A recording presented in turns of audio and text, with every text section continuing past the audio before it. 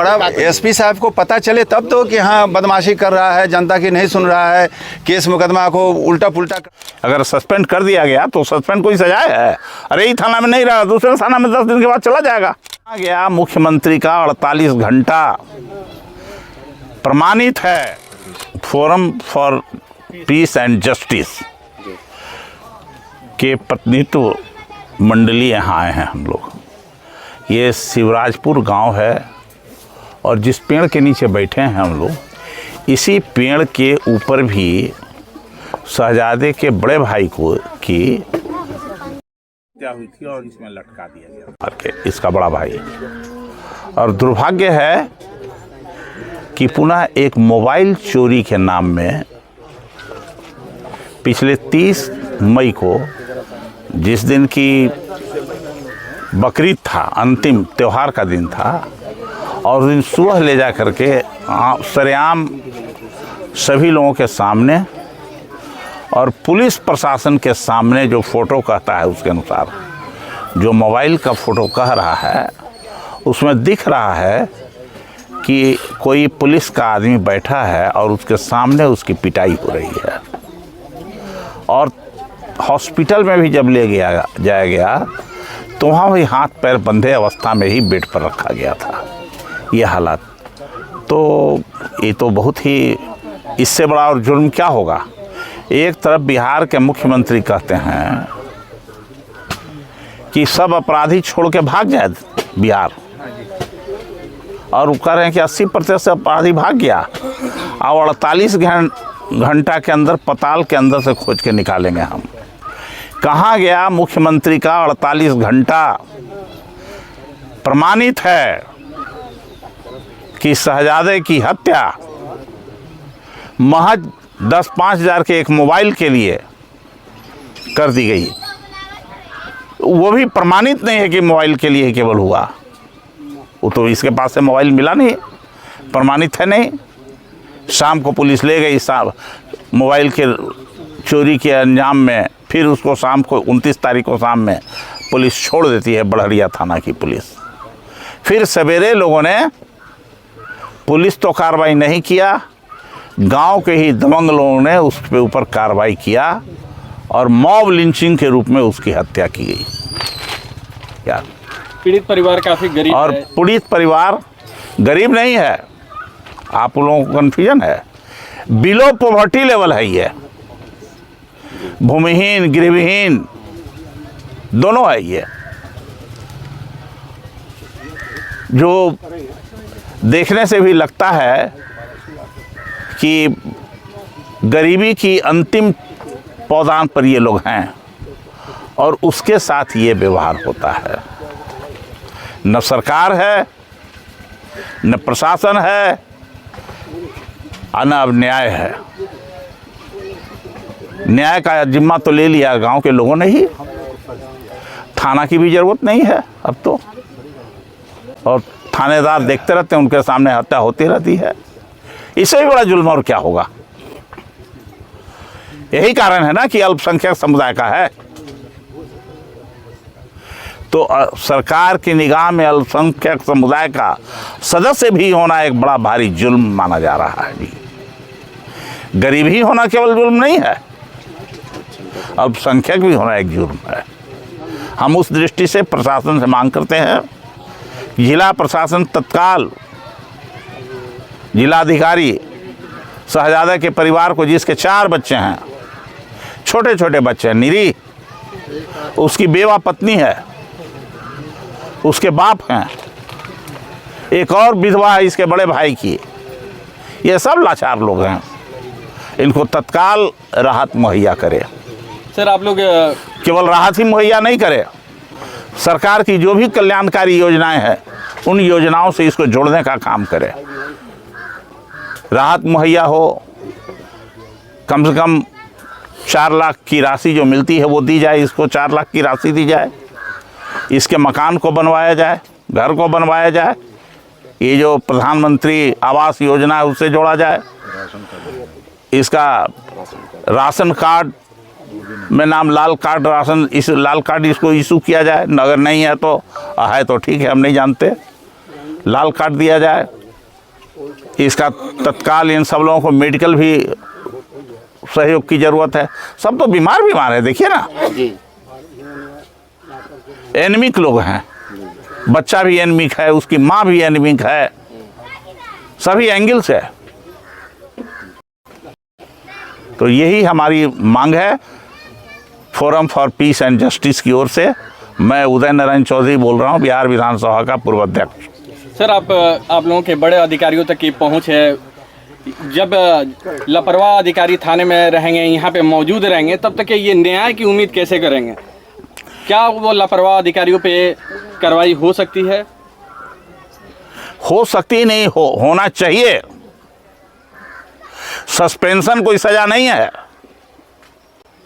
अगर सस्पेंड कर दिया गया तो सस्पेंड कोई सजा है? अरे ही थाना में नहीं रहा, दूसरे थाना में 10 दिन के बाद चला जाएगा। ऐसे संवेदनहीन लोगों को सेवा से बर्खास्त करनी चाहिए। बड़ा बाबू बदतमीजी करते हैं कॉल करने के बाद से। उनको बोला जाता है कि यहाँ पे ये हादसा हुआ है, तो उनका लैंग्वेज होता है कि हम क्या करें, और फ़ोन काट देते हैं। अभी जो तत्कालीन जो बड़ा बाबू हैं उनकी बात कर रहा हूँ। अभी थाने से बहुत सारे इनके काम फंसे हुए हैं और वह थाना प्रभारी अभी भी इस थाने में मौजूद है, तो फिर कैसे उम्मीद किया जाएगा कि इस पीड़ित परिवार को न्याय मिलेगा? आप लोग इस बात को, थाना के ऊपर भी प्रशासन है कि नहीं है, उसके ऊपर डीएसपी है, एसडीओ हैं, डीएम हैं, एसपी हैं, आपके छपरा में डीआईजी हैं। तो थानेदार अगर बदमाशी कर रहा है, आम जन की नहीं सुन रहा है, लोगों को सता रहा है, तकलीफ दे रहा है और गुंडा बदमाश का पालन पोषण कर रहा है, तो आप इस बात को एसपी डीएम के यहाँ उठाया, आपने डीएसपी एसडीओ को आपने बताया, आपके छपरा आपका कमिश्नरी है, वहाँ आपने डीआईजी साहब को बताया इस बात को। अगर आप हमारे छोटा कोई लेवल का अफसर है, उसकी गलती को आप ऊपर तक नहीं ले जाइएगा, घर बैठ के रोइएगा तो समाधान तो नहीं निकलने वाला है। आपको कदम आगे निकालना पड़ेगा। बीड़ा तो समाज का लेना पड़ेगा। समाज के 10 ही 5 लोग हों, लेकिन उनको जिम्मेदारी तो लेनी पड़ेगी, आगे बढ़नी पड़ेगी। ये देखिए डेमोक्रेसी है, ये जनतंत्र है, यहाँ कोई दबंगई नहीं चलने वाला है किसी का। सर चाहे इतना लापरवाह होने के बाद भी एसपी साहब बड़ा बाबू को अवार्ड देते हैं, सम्मानित करते हैं। अरे तो बड़ा एसपी साहब को पता चले तब तो कि हाँ बदमाशी कर रहा है, जनता की नहीं सुन रहा है, केस मुकदमा को उल्टा पुल्टा कर दे रहा है। आप जब इन्फॉर्मेशन नहीं दीजिएगा सीनियर अफसर्स को, तो वो भगवान का स्पेशल दूत नहीं ना है एसपी साहब, जो सारा चीज़ जान जाएगा कि क्या कर रहा है। उसका तो स्रोत आमजन है, उसका स्रोत तो आमजन है, जहाँ से आपको इन्फॉर्मेशन फिल्टर होकर जाएगा कि हाँ भाई थानेदार बदमाशी कर रहा है, गड़बड़ी कर रहा है, किसी की सुन नहीं रहा है, और सुनता है उसी की जो दलाल है उसका। जी, forum for peace and justice की ओर से हम लोग राज्य स्तर पर इसको बड़े प्रशासनिक अधिकारियों के यहाँ रखेंगे। हम लोग जाएंगे इस संदर्भ में, हम लोग जाएंगे इस संदर्भ में। चिट्ठी यहाँ डीएम एसपी साहब के यहाँ भी जाएगी, साथ में वहाँ हम लोग डीजी साहब से भी मिलेंगे। एक डेलीगेशन यहाँ forum for peace and justice का डेलीगेशन जो है 2-4 दिन के अंदर में वहाँ जाएगा, जहाँ एक तरफ जहाँ कानूनी कार्रवाई होनी चाहिए थानेदारों पर, या उनके जो भी सहयोगी पुलिसकर्मी जो माने जो डेड बॉडी है उसके सामने में बैठ के कुर्सी पर बैठ के गप मार रहा है, हंस रहा है, और उसका हाथ उसी तरह से बंधा हुआ है, हाथ भी नहीं खोला। भाई शर्म की बात है। कोई सरकारी राशि मुआवजा अभी तक नहीं मिल पाया है, तो किसको मिलेगा? माने जो सड़क पर गिरा हुआ आदमी है, जिसको कोई घर नहीं है, राशन कार्ड नहीं है, उसकी आर्थिक सहायता प्रशासनिक सरकारी स्तर पर नहीं होगी तो किसकी होगी? धनवानों की होगी। एसपी साहब प्रेस कॉन्फ्रेंस करके इसकी जानकारी देते हैं, वो सारी इस विषय की गंभीरता को जानते हैं कि इसमें थाना प्रभारी संलिप्त है या उसकी लापरवाही रही है, जिससे घर वालों को न्याय में काफ़ी परेशानी हो रही है। उसके बाद भी एसपी साहब उस पर स्पष्ट, ये आपका ऑब्जर्वेशन है, this is your observation. You did not report SPs regarding the atrocities of the atrocities created by the SHO. Sir स्पष्टीकरण निकाला गया था एसपी साहब के द्वारा इनके लापरवाही को लेकर, लेकिन फिर भी कार्रवाई नहीं की गई। जब तक ये थाना प्रभारी थाना में बना रहेगा तब तक न्याय। मेरा अनुरोध होगा कि आप ग्रामीण यहाँ पर मौजूद हैं, इसमें पत्रकार लोग भी हैं, यूट्यूबर्स भी हैं और प्रतिनिधि भी हैं, जनप्रतिनिधि हैं। आप अपना एक 5 सदस्यीय डेलीगेशन बना के एसपी डीएम से बात करके एकदम 2 से 3 दिन के अंदर में आप जाकर उनसे मिलिए। इसके बाद अगर कोई कार्रवाई नहीं होती है फिर आप मीडिया के माध्यम से या डायरेक्ट कीजिए। हम लोग तो आप लोग को बताया है कि हम लोग जो लीगल पहले जो भी है इसका फ्री मुकदमा हम लोग लड़ेंगे।